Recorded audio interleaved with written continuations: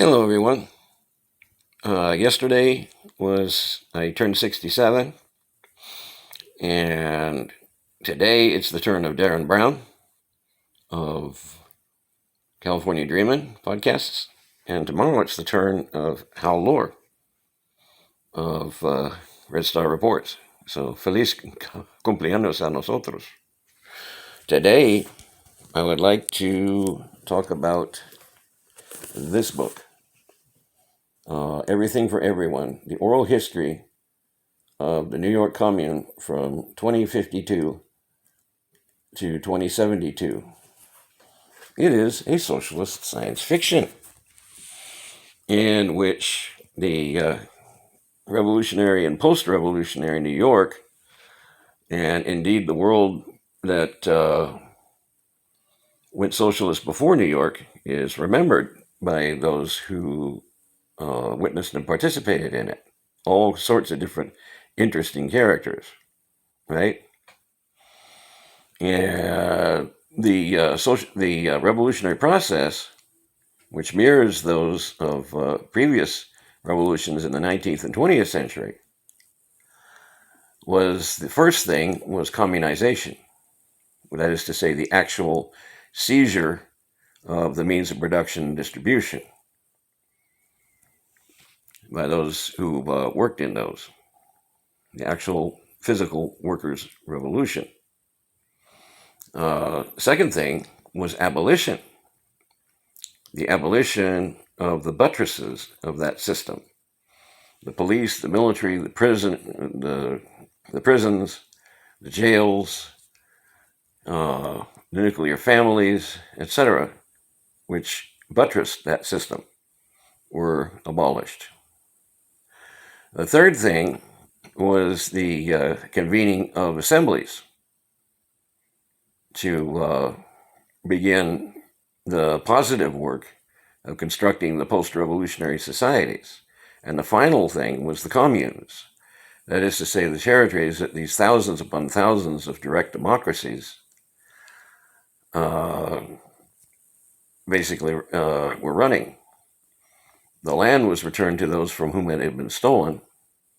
The means of production were now in the hands of those, and distribution were now in the hands of those who were doing the producing and distribution. Okay, so it was a classic case of a socialist revolution. If you look at the historical precedents, however, you notice something, that these arose from the most dire circumstances: wars, famines, horrible repression on the part of the state, defeat and military occupation by enemy forces. In this novel of the future is really quite dystopian. Okay, what comes before the New York commune, which is the last commune formed, okay, or group of communes formed, is the near extinction of the human species and the extinction of many, many other species before us. So I look at it as a cautionary tale, to be quite honest. Yes, if these things do come to pass, these pandemics, the global warming, which is about to hit California like a sledgehammer, and which in the novel reduces California to one of the world's dead zones, right, where nothing can grow and live, then yeah, this will be communism, but it will be the communism of the slag heap, okay, of the ashtray, right? We will, the communism of the ruins of what's left. And so if we don't want to see the world reduced to the state that the book predicts, I think the most important thing we can do right now is to liberate California from the U.S., not just from the U.S. government, but from the system of which the U.S. government is a sword and shield. Yes. And the move towards independence of unrecognized nations has already begun in Scotland.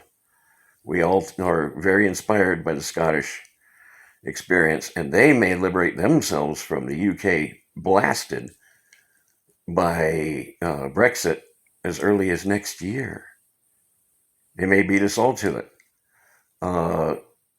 Our compatriots in the Baja Peninsula had convinced the majority that it would be a good thing for the Baja Peninsula to be liberated from the Mexican mainland. They're not as far along as the Scots, but they're further along than us here in Alta. But that may not last for long. I think the thing that's going to impel us is the rise of fascism in the U.S. Okay, they shot themselves in the foot by repealing Roe v. Wade, giving another breath, but only one, to Democrats. And I count on them to shoot themselves in the foot again. So once the Republicans return to power, they're going to keep it. They are going to keep it. And we will be confronting a fascist U.S. I think that rise of fascism in the U.S. is what's going to impel us towards our liberation. Again, the Scots will precede us, and they'll be out of Brexit. They'll have the opportunity to rejoin the EU, but the EU's in crisis too, because government after government is falling in line with the U.S. and an anti-Russian stance, which is costing them dearly. How dearly? Let me put it this way. Because of Brexit, California went from being the world's 6th largest economy to the world's 5th, right? And when UK goes the way of the Soviet Union, that's going to be even more pronounced gap, because there won't be any UK. Then that leaves Germany and Japan.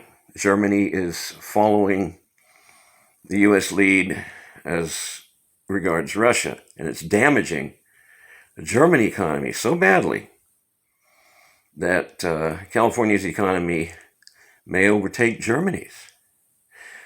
We look at the Pacific, and there's Japan off the coast of China.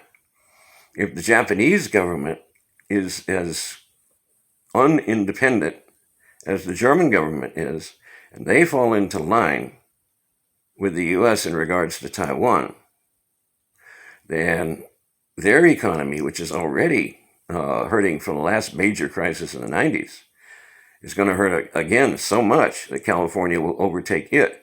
So we'll hop skip again from the world's 6th largest economy to the 5th, to the 4th, to the 3rd. The only ones that will be left that will be larger in terms of GDP will be China and the United States. That'll be a whole different world.